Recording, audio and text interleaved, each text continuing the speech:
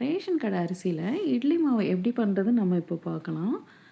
இட்லி மாவு பண்ணுறதுக்கு இந்த டம்ளரில் நான் 5 டம்ளர் புழுங்கலரிசி எடுத்திருக்கேன். 5 டம்ளர் புழுங்கலரிசிக்கு 1 டம்ளர் பச்சரிசி சேர்த்துருக்குறேன்.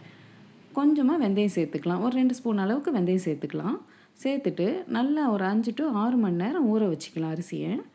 உளுந்து 6 டம்ளர் அரிசிக்கு முக்கால்லேருந்து 1 டம்ளர் அளவுக்கு நம்ம உளுந்து எடுத்துக்கலாம். உளுந்து ஒரு 20 நிமிஷம் ஊறினா போதும். ரொம்ப நேரம் ஊற வேண்டியதில்லை. இப்படி பந்து மாதிரி ஆட்டி எடுத்துக்கலாம். நல்லா நைஸாக ஆட்டிடுங்க உளுந்தை. ஆட்டினதுக்கப்புறம் அரிசி போட்டிருக்கேன் பாருங்கள். அரிசி ஆட்டுறதுல தாங்க நம்மளோட இட்லி பக்குவமே இருக்குது. நல்லா கரகரப்பாக தான் இந்த மாதிரி எடுக்கணுங்க. இங்கே பாருங்கள், இந்த மாதிரி கொஞ்சம் நர நரன்னு இருக்கணும். இந்த பக்குவத்துக்கு ஆட்டி எடுத்துக்கலாம். நைஸாக ஆட்டினா நல்லா வராது இட்லி. தேவையான அளவு உப்பு சேர்த்துக்கலாம். உப்பு சேர்த்து நல்லா கரைச்சி எடுத்துக்கலாம். இந்த மாவை கரைச்சி எடுத்து ஒரு 8 மணி நேரம் புளிக்க வச்சிடலாம்.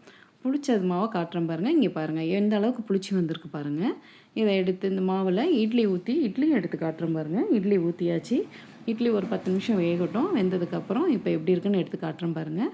நல்லா பஞ்சு மாதிரி இட்லி வந்திருக்குங்க. நான் சொன்ன அளவில் மாறாமல் அதே அளவுக்கு செஞ்சு பாருங்கள்.